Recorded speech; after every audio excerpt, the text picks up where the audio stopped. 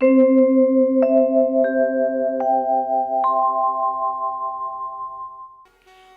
एक बात बताई, बोले परीक्षित जी, आप जानते हो ना कि आपके पूर्वजों में से एक विदुर जी महाराज थे। विदुर जी की चर्चा एक मैत्रेय जी नाम के संत से हुई। मैत्रेय जी बहुत बड़े महात्मा थे। हिमालय के नीचे बद्रिकाश्रम के नीचे वो पहाड़ पर रहते हैं। इसी चीज की चर्चा विदुर जी की मैत्रेय जी के साथ हुई है। सुखदेव जी इस बात को बड़े अच्छे से समझा रहे हैं। कहते हैं, देखिए अब ये कथा जो है ना वो रेफरेंस में चल रही है। भागवत का जो क्रम है अब वो रेफरेंस में चल रही है। अब इस बात को आप पकड़ लीजिए तो पूरी कथा आपके समझ में आ जाएगी। कैसे रेफरेंस में चल रही है? तो पहली चर्चा हमने क्या सुनी थी कि कथा शौनकादिक ऋषियों के बीच में और सूत पुराणी जी के बीच में हुई, 88,000 महात्माओं के बीच में, ठीक है ना? तो कथा वही हो रही है, कथा वो लोग ही कर रहे हैं। लेकिन सूत पुराणी जी ने अब रेफरेंस दिया सुखदेव जी की कथा का। मतलब सूत पुराणी जी वो बात बता रहे हैं जो सुखदेव जी ने परीक्षित जी को बताई थी। कोई अलग बात नहीं बता रहे हैं, पर अपनी कथा में उन्होंने बता दिया कि मैं आपको वो कथा बता रहा हूँ जो सुखदेव जी ने परीक्षित जी को सुनाई थी, और उसी का विस्तार सूत पुराणी जी ने कर दिया। अब सुखदेव जी वो कथा बताने जा रहे हैं जो कथा मैत्रेय जी ने विदुर जी को बताई थी। अब उस कथा का फिर विस्तार हुआ। तो ऐसे कर करके भागवत का विस्तार हुआ है। कथा तो चल रही है 88,000 महात्माओं के और सूत पुराणी जी के बीच में, लेकिन वो लोग बता रहे हैं कि ये कथा और किन के बीच में हुई। आज सुखदेव जी बता रहे हैं कि यही बात और किन के बीच में आई। तो कह रहे हैं सुखदेव जी कि आपके पूर्वजों में से जो विदुर जी थे ना, विदुर जी और मैत्रेय जी के बीच में ये चर्चा हुई थी। तो परीक्षित जी ने कहा, हाँ विदुर जी के बारे में तो थोड़ा बहुत मैं जानता हूँ, सुन रखा है मैंने। विदुर जी वही ना जो अपना घर वर सब छोड़ के और चले गए थे तीर्थ यात्रा करने के लिए। सुखदेव जी कहते हैं कि हाँ वही विदुर जी, पर मैं आपको बताता हूँ परीक्षित जी कि विदुर जी ने वो घर क्यों त्यागा। अब इस बात को बता रहे हैं। कहते हैं विदुर जी हस्तिनापुर के प्रधानमंत्री हैं, बड़े ज्ञानी हैं। राजा है धृतराष्ट्र और प्रधानमंत्री हैं विदुर जी महाराज।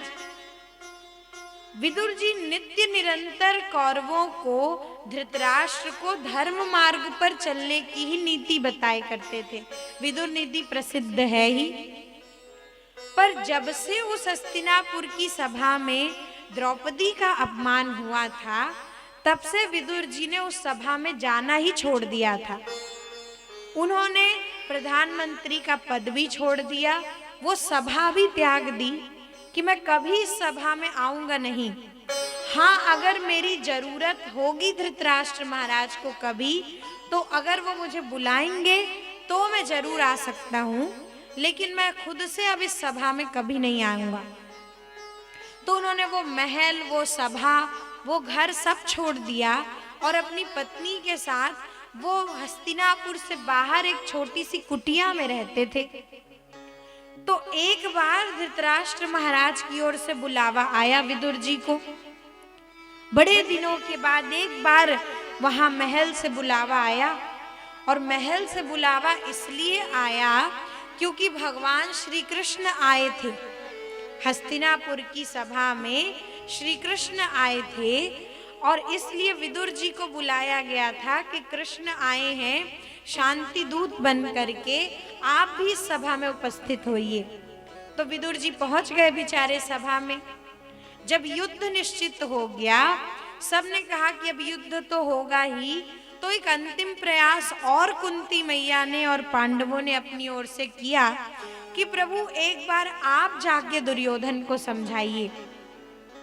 अगर कायदे से राज्य तो हमारा है और अगर अब हमारा वनवास और अज्ञातवास पूरा हो गया है तो राज्य हमको मिलना चाहिए।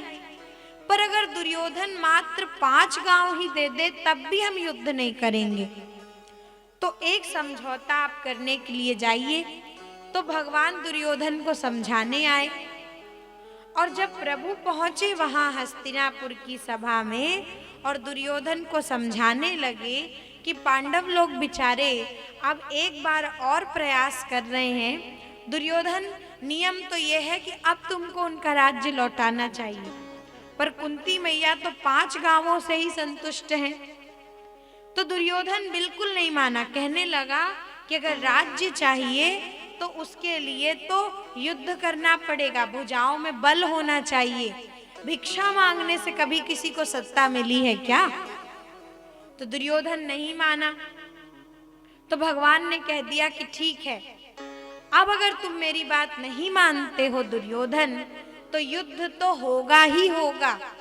और ये निश्चित मानना कि युद्ध में केवल धर्म ही जीतेगा। ये कृष्ण के वचन हैं। आपको पता है कि जब भगवान हस्तिनापुर आने लगे तो उस समय शकुनी में और दुर्योधन में बातचीत हो रही थी। थोड़ा सा अगर पीछे चलें तो शकुनी में और दुर्योधन में बातचीत हो रही थी। दुर्योधन कहता है कि अरे मामा ये बताओ कि कृष्ण क्या करने आ रहा है। शकुनी ने बोला कि हम तो सोचते हैं, हमने सुना है कि युद्ध रोकने के लिए आ रहे हैं, पर क्या वाकई में भगवान युद्ध रोकने के लिए गए थे क्या? भगवान तो ये युद्ध जल्दी से जल्दी या हो इसके लिए गए थे। ये बेचारे लोग समझ नहीं पा रहे हैं, क्योंकि जिस सभा में जिस राज्य सत्ता ने षड्यंत्र करके एक सती नारी का अपमान किया हो, एक साध्वी स्त्री का अपमान किया हो, जो लोग और संसार के लोगों के लिए खतरा बन गए हो, क्या भगवान उनके लिए युद्ध रोक देंगे? भगवान तो युद्ध करने ही गए थे। पर कृष्ण को समझना इतना सरल नहीं है ना, क्योंकि बड़ी टेढ़ी खीर है ये कृष्ण। राम जी का नाम सरल, राम जी का काम सरल, राम जी राम राम आप बोलो निकल जाता है मुख से सरलता से। पर ये कृष्ण का नाम भी टेढ़ा, काम भी टेढ़ा, ये जो कुछ भी करे समझ में ना आने वाली बात है। और नाम भी लीजिए, कृष्ण कहिए तो जीभ को है ना एक्सरसाइज करवानी पड़ती है मुंह के अंदर, तब सही सही निकलता है, नहीं तो कृष्ण निकल जाता है। वो क्रश, इंग्लिश में क्रश बोलते ना, वो कृष्ण निकलता है। कभी कभी कृष्ण निकलता है तो अच्छी बात है, सब बोलते हैं, पर जीभ को थोड़ी सी एक्सरसाइज करवानी पड़ती है। तो दुर्योधन कहने लगा, आपने मामा से कह दिया कि अगर वो कुछ ऐसी वैसी बात करेगा ना कृष्ण मामा श्री, तो मैं ना उसको पकड़ के जेल में डलवा दूंगा। तो मामा ने कहा कि भांजे तू पहले से जेल तैयार करवा ले, क्योंकि वो ऐसी वैसी बात करने ही आ रहा है, ये तो पहले से निश्चित है, तेरे मन का तो बोलेगा नहीं।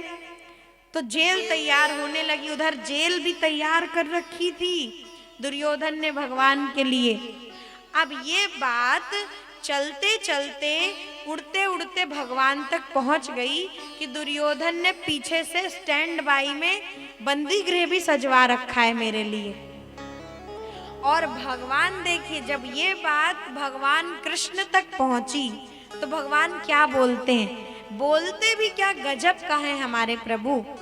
आजकल लोग ना मैनेजमेंट प्रोग्राम्स में जाते हैं, वहाँ पर कम्युनिकेशन स्किल्स सिखाई जाती हैं कि कैसे बोलना चाहिए, कैसे अपने आप को रिप्रेजेंट करना चाहिए, बोलने की बड़ी बड़ी क्लास चलती हैं। तो अगर वाकई में कम्युनिकेशन स्किल्स कैसी होती हैं ये देखना है तो भगवान को देखिए, कृष्ण जैसा बोलते हैं ना वैसी उनके जैसी गजब की कम्युनिकेशन पावर किसी के पास नहीं है।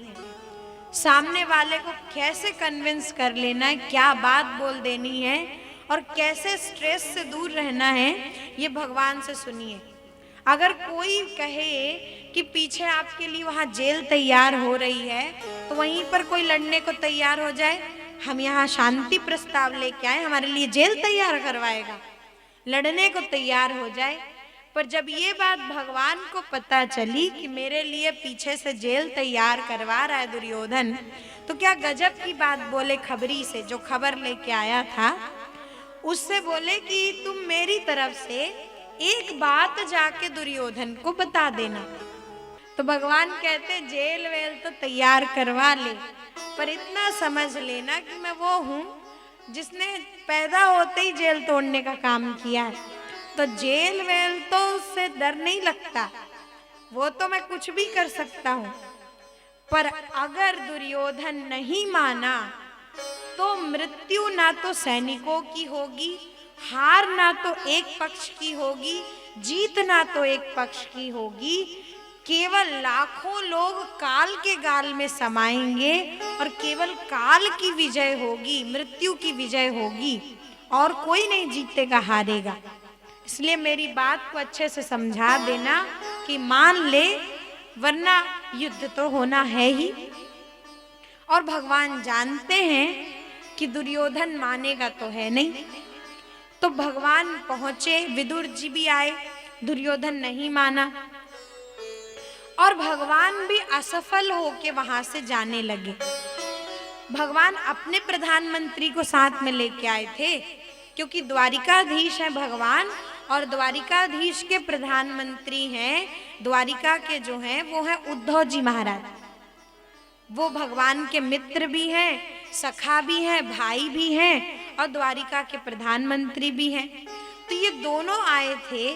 तो उद्धव जी के मन में आई बात, उन्होंने कहा कि प्रभु आप तो, ऐसा लग रहा है मुझे कहना नहीं चाहिए, पर मैं आपसे कह रहा हूं कि आपका कार्य जो उद्देश्य लेके आप आए थे उसमें आप असफल तो नहीं हो गए। दुर्योधन तो नहीं माना आपके प्रस्ताव को, अब क्या करेंगे हम लोग? भगवान बोले बिल्कुल नहीं उद्धव भैया, हम बिल्कुल भी असफल नहीं हुए हैं। वास्तव में तो हम युद्ध कराने ही आए हैं और युद्ध तो अवश्यंभावी ही है। अब चिंता मत करिए, ये युद्ध जो धर्म की स्थापना के लिए हो रहा है, उस युद्ध का होना बहुत जरूरी है। मैं असफल नहीं हुआ, बल्कि मैंने जो कार्य सामने से कहा था उस बात को छोड़ करके जो मेरे मन में भाव था उसको दुर्योधन ने पकड़ लिया। तो भगवान भी हमको समझा रहे हैं कि आप कभी भी जीवन में ऐसा नहीं होगा कि आप हरदम हमेशा सफल ही सफल होते रह जाओ। कभी कभी आपको हार भी मिलेगी, कभी कभी आपको असफलता भी मिलेगी, लेकिन असफलता को किस रूप में लेना है ये भगवान से सीखना है। हार को कैसे लेना है जीवन में ये भगवान से सीखना है। तो प्रभु जाने लग गए, बोले अब तो हमारा काम तो हुआ नहीं, अब चलो अब द्वारिका वापस चले। तो जब जाने लग गए तो दुर्योधन फिर आया, फिर से आया हे करते हुए, क्योंकि इतना तो जानता था कि मैंने इस कृष्ण को नाराज तो कर दिया है, पर सबसे बड़ी सहायता युद्ध में तो यही करेगा और कोई तो करने वाला है नहीं। तो आप थोड़ी मक्खन लगा दें भगवान को, वैसे भी बड़ा प्रिय है मक्खन भगवान को। तो दुर्योधन ने सोचा कि सबसे बड़ी सहायता मुझे कृष्ण से मिलने वाली है और युद्ध होना निश्चित है, तो अब कैसे इसको अपने पक्ष में करूं कि ये मुझे सबसे बड़ी सहायता दे। तो वो आया, कहने लगा कि अरे कृष्ण आप जा कहाँ रहे हैं? भगवान बोले अब वापस जा रहे हैं, अब जो होना था सो तो हो गया। बोले नहीं नहीं वापस मत जाइए, अभी तो आपने ठीक से कुछ खाया पिया भी नहीं है, मैंने आपके लिए 56 भोग तैयार कर रखे हैं। और दुर्योधन की वाणी देखिए, अभी हमने भगवान का कम्युनिकेशन देखा, अब दुर्योधन का देखिए। दुर्योधन का अहंकार उसके सामने छिपा नहीं रह सकता, आखिर उसका अहंकार प्रकट हो ही गया। कहता है भोजन कर लीजिए, मैंने आपके लिए 56 भोग तैयार कर रखे हैं, और कहाँ लोग कहेंगे अगर आप मेरे घर में भोजन करोगे तो लोग यही कहेंगे कि देखो दुर्योधन के अतिथि बन के भगवान ने 56 भोग पाए। तो भगवान कह रहे हैं, दुर्योधन कह रहा है कि भोजन आप करोगे तो आपका ही नाम होगा, कि आप महाराज दुर्योधन के अतिथि बने थे। भगवान ने उद्धव जी की ओर देखा, मुस्कुराए, बोले देख लीजिए हम जो करने आए थे वो क्यों नहीं हुआ काम। अभी भी इसका अहंकार नहीं छुप रहा है। तो भगवान ने बस इतना कहा कि दुर्योधन महाराज अपने 56 भोग के भोग आप खुद ही लगा लो, हमको जरूरत नहीं है। क्योंकि दो परिस्थितियों में इंसान भोजन करता है। जब भोजन के बिना बस प्राणों का संकट आ जाए, प्राण ही निकलने वाले हों, तब भोजन कहीं भी कर सकते हैं। और या कि कोई अति आग्रह पूर्वक, बड़े प्रेम पूर्वक भोजन कराए तो कहीं भी भोजन कर सकते हैं।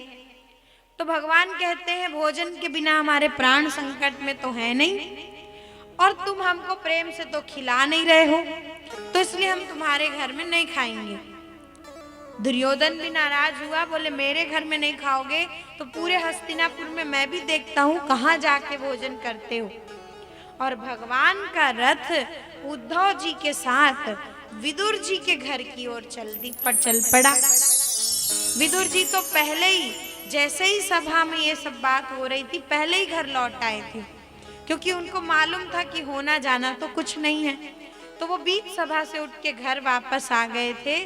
उनकी कुटिया में जाकर के भगवान खड़े हुए। अंदर से द्वार बंद है, क्योंकि आज एकादशी का व्रत था। दोनों पति पत्नी ने, विदुर जी ने और सुलभा जी ने व्रत कर रखा है और नाम संकीर्तन चल रहा है। और नाम संकीर्तन करते करते अचानक द्वार खटखटाया किसी ने। विदुर जी ने कहा कि अभी अभी तो मैं महल से लौट के आया हूँ, फिर अचानक कौन आ गया, क्या बात हो गई। तो विदुर जी महाराज अब बस देखने के लिए कि इस दोपहरी के समय में कौन आ गया, उन्होंने जैसे ही द्वार खोला तो सामने साक्षात द्वारिकाधीश खड़े हैं। विदुर चाचा जल्दी से दरवाजा खोलो, हम आपके घर आए हैं। विदुर जी ने कहा प्रभु आप, और यहाँ न कुछ शब्द मिल रहे हैं, न कुछ समझ में आ रहा है क्या करें क्या नहीं करें, क्योंकि भगवान आकर के भक्त के दरवाजे पर खड़े हो गए। अब उनको मालूम ही नहीं था कि प्रभु आ जाएंगे, अब क्या करें। जल्दी जल्दी अंदर लेकर के आए। विदुरानी ने एक फटा हुआ कपड़ा बिछाया, उस पर भगवान बैठे, उद्धव जी साथ में हैं। प्रभु कहने लगे कि बस जल्दी करिए विदुर चाचा, बड़ी भूख लगी है। दुर्योधन तो 56 भोग तैयार कर रखा था, पर आप तो जानते हैं कि मैं वहां पर नहीं खा सकता। आपके घर में जो भी हो जल्दी से जल्दी लाओ, मुझे बहुत भूख लगी है। अब कह रहे थे भगवान दुर्योधन से कि मुझे जरा भी भूख नहीं है, नहीं खा सकता, और भक्त के सामने आकर के कैसे प्रभु भूखे हो गए, एक सेकंड भी बर्दाश्त नहीं कर रहे, कहते जल्दी से जल्दी लाओ। विदुर जी ने कहा कि प्रभु आपके लिए क्या भोजन लेकर के आऊं, क्या बनाऊं, और वैसे भी तो आज एकादशी का व्रत किया है, कोई और सामग्री तो है नहीं, क्या दुर्योधन के महल में जाऊं लेकर के आऊं। भगवान कहते उसके महल की सामग्री तो मैं छोड़ के आया हूं, आप ये बताओ कि अभी क्या है आपके घर में। खुद ही भगवान अंदर चले गए, रसोई में जाकर के देखा तो पिछले दिन की जूठी साग पड़ी थी, वो पड़ा था, जो जूठी भाजी पड़ी थी। भगवान कहते हैं कि ये तो रखा है प्रसाद, और आप परेशान हो रहे हो कि क्या दें क्या नहीं दें। और भगवान ने उसी को उठाया और अपने मुख में जब भगवान ने वो जूठी भाजी का प्रसाद रखा, तो पूरे समस्त जगत में जिस जीव की जो खाने की इच्छा थी वो भोजन उनको मिल गया। सब लोग तृप्त हो गए, क्योंकि परमात्मा तृप्त हो गया। और भगवान को तृप्त करने के लिए वस्तुओं की आवश्यकता नहीं है। भगवान जिस चीज को भोजन के रूप में पाते हैं वो भक्त के द्वारा समर्पित किया गया वात्सल्य, प्रेम और भगवान के प्रति जो शुद्ध भाव है उसी को प्रभु स्वीकार करते हैं।